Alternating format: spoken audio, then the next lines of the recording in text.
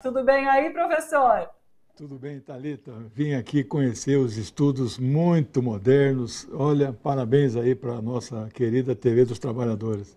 Muito bom. É isso. Que bacana ter o professor aí na TVT.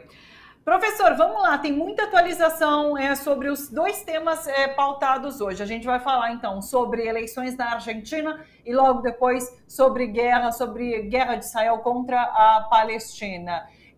Começando por eleições na Argentina. Vamos dar uma geral, mas assim, tem uma novidade que saiu agora há pouco, que é a Patrícia Burit, que é aquela terceira candidata, né, que inclusive não foi agora para segundo turno, ela acaba de anunciar apoio a Javier Milei, a esse extremista, né, que é o candidato que concorrerá com Sérgio Massa no segundo turno. Havia uma expectativa em relação a esse posicionamento dela, inclusive achávamos, a gente tinha falado sobre isso, né, professor, que ela não apoiaria a Milei, mas está aí, ela declarou esse apoio agora. O que isso significa? Eu criei uma expectativa e lendo assim uma série de análises, ouvindo outros companheiros, porque o Milei é tão escandalosamente horrível que a expectativa era que ela ficasse neutra, liberasse, entre aspas, os seus eleitores para tomar as decisões que quiserem, ou, no limite, apoiar o Massa, que fez uma proposta de governo de unidade nacional. Não é?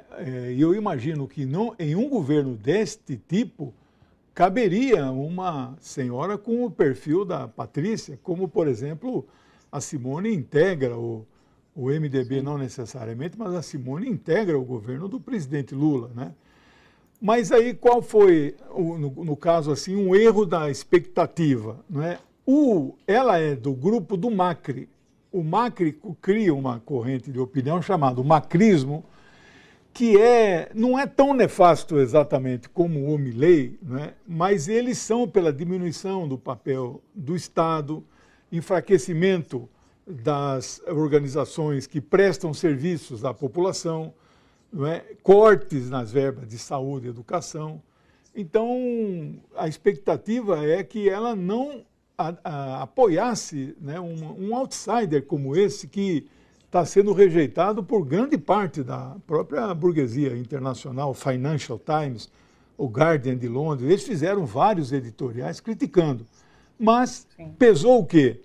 Entre apoiar um cara como ele, a gente fala de maluco, mas ele não tem nada de maluco. Ele é muito centrado, ele sabe que ele quer destruir a Argentina, quer romper relações com o Brasil, quer romper relações com a China e que quer tirar a Argentina do BRICS e do Mercosul. É um retrocesso e quer dolarizar a economia. Bem, mas nesse sentido, entre apoiar um cara como esse e apoiar um governo de unidade nacional, mas cujo presidente é de um peronismo, ano que vem o peronismo vai fazer 80 anos na Argentina. E tem vários peronismos, o Massa, inclusive, é de uma ala mais moderada do peronismo. Eu não veria nenhum problema, mas eles fizeram a opção que, entre um cara como o Massa, que é um democrata, que é um progressista, não é um homem de esquerda em hipótese nenhuma, e votar num cara como este Milei, eles fizeram a pior opção. Eles vão quebrar a cara, porque, na minha forma de analisar, o Milei terá muita dificuldade de vencer as eleições. Então, ela está apostando num cavalo que vai perder. Pelo menos é a minha expectativa nesse momento. Um erro histórico ela está cometendo. Exatamente, minha pergunta seria essa. Esse apoio de Burit a Milei não muda a expectativa de Sérgio Massa vencer, de fato, esse segundo turno? Ele é o favorito. Todo mundo, nós vamos ver as primeiras pesquisas que vão sair. Aquilo que nós já comentamos no nosso programa das 10h30, Geopolítica em Foco, ele tem um teto. Pode ser que ele rompa o teto de 30%, pode ser que rompa o teto de 30%, mas eu não imagino ele pulando de 35% ou 40%. No limite, se pular para 40%, o outro vai ficar com 60% dos válidos, que é exatamente o que o presidente Lula teve na primeira eleição em 2002. De lá para cá foi diminuindo, nós nunca mais tivemos essa diferença. Mas a minha expectativa é que ele não chega nos 40%. Vamos ver as primeiras pesquisas, se eu vou errar ou vou acertar. Agora, Sérgio Massa, para inclusive ampliar os votos que teve em primeiro turno, pensa na formação de uma frente ampla, é isso? Ele está chamando de governo de unidade nacional. A frente ampla, a gente usa mais esse termo num momento que você está formando as alianças e são aqueles partidos que integram a coligação. Os que entram no segundo turno, outros partidos que vão apoiá-lo, como aquelas duas candidaturas de esquerda que juntas fizeram 10%, isso a gente não fala, não usa o termo frente ampla. Tecnicamente falando, é governo de união nacional. Então, estes outros pequenos partidos vão integrar o governo dele, com certeza. Ele terá desafios pela frente, o Sérgio Massa, ou realmente é só uma questão de ampliar parcialmente os votos que já teve? Os desafios são imensos. Nós não imaginamos no Brasil, depois de 1995, o que é uma inflação de 140% ao ano, que é o que a Argentina está vivendo. Desvalorização da sua moeda nacional. Não por acaso o Milei defende a dolarização. Só El Salvador, Panamá, são 3 países na América Latina, né, e Equador que adotam o dólar.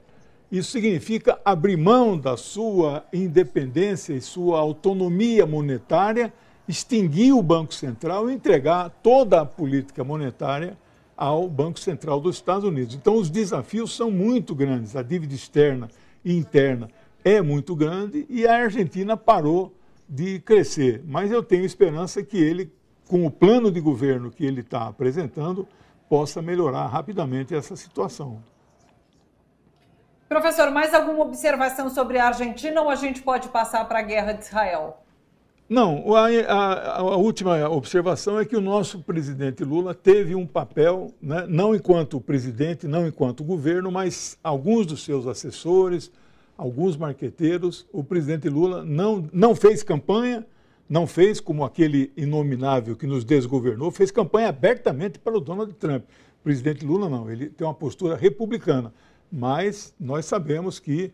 E o Massa é agradecido, ele sabe que o presidente Lula...